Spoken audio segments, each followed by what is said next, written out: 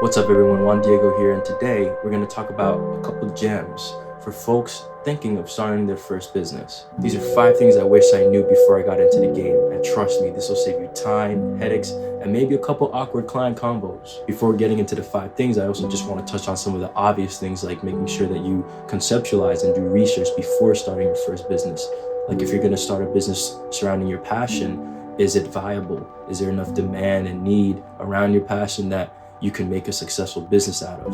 For example, I made a business out of my video production and video work. Since my passion is filmmaking, I felt like there was a good avenue to get into music videos, branded content, and although it was a pretty long timeline, I got the momentum going by consistently working at my workflows and quality of the work that I was producing.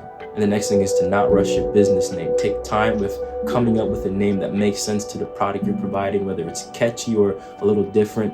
You also want to make sure once you get that name that you get it on all the social media platforms. You want to get the domain, you want to get everything locked down. So as you're progressing in the business, you don't have to worry about the accounts not being available on a certain platform. You got it locked down.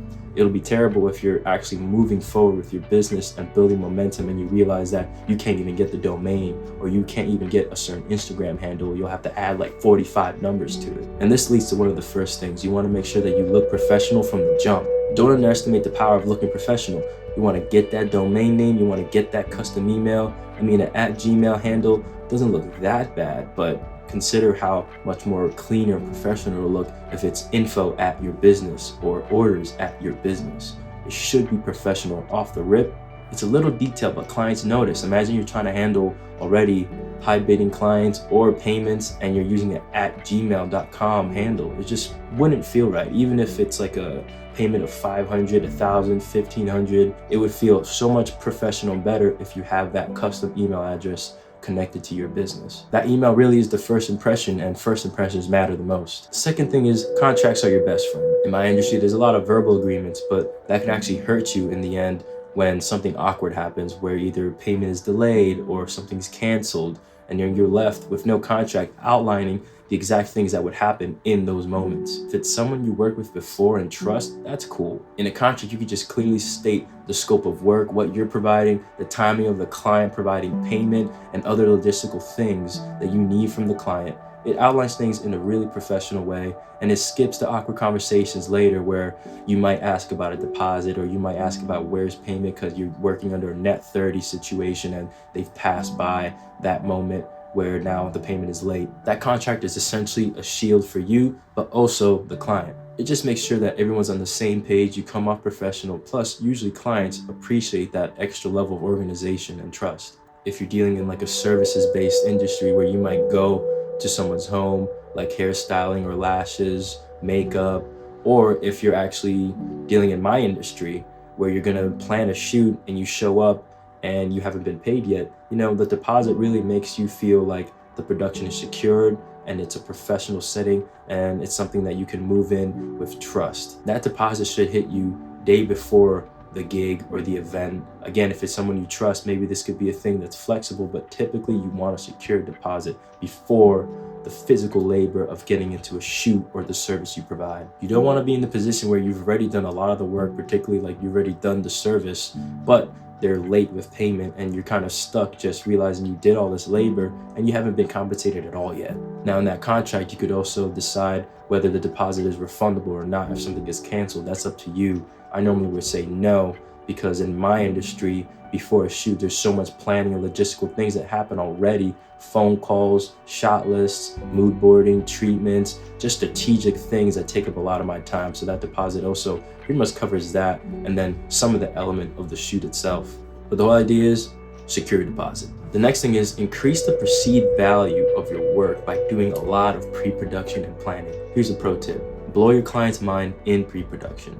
The whole planning stage and setting up towards providing that service should be done so well that your client feels like they're in good hands. The trust is already built just due to the fact that you've done a little bit of these crumbs of work that build the foundation of the production or of your service or whatever you're getting into. For me, since it's video, I do have to do a lot of planning on my end to ensure that the full scope of the vision is realized. So like I mentioned before, I'm talking about mood boards, shot lists, treatments, helping create the schedule of the day. All those things make a client feel like, wow, this person's handling so much of the important work that I didn't even think about, that I have no choice but to trust them. Particularly if you're a creative. Remember, they're hiring a creative to help their vision come fully to life. And that's your responsibility to ensure that happens. I typically charge a pre-production fee due to the amount of work that I put into a project, out of necessity too, because I don't just show up and start shooting something.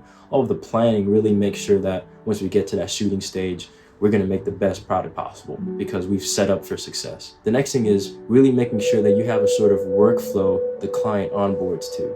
If you have a new client coming in and there's no process to onboard them and make things make sense, like what's the first step, what's the next step? You know, a client should kind of know, or at least you should know, what is the path a client goes through from the beginning, them reaching out to you, to the end, them being provided the product.